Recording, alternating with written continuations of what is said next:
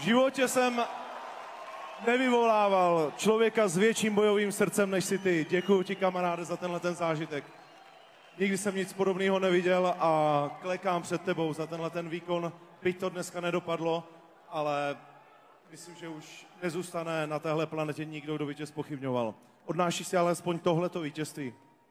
Kamaráde, neděkuj mě, já děkuju vám, protože věřte tomu, že jsem vás slyšel. Ve třetím kole bylo asi...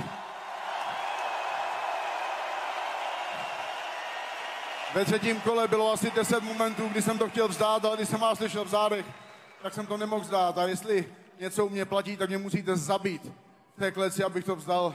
To se mu nepovedlo, porazil mě mojí vlastní medicínou, já jsem ho chtěl vzít do těch hlubokých vod, do 4. do 5. kola, tam jsem ho vzal. Sám říkal, že to nebylo tak jednoduchý, jak jsem myslel, ale já jsem držel díky vám.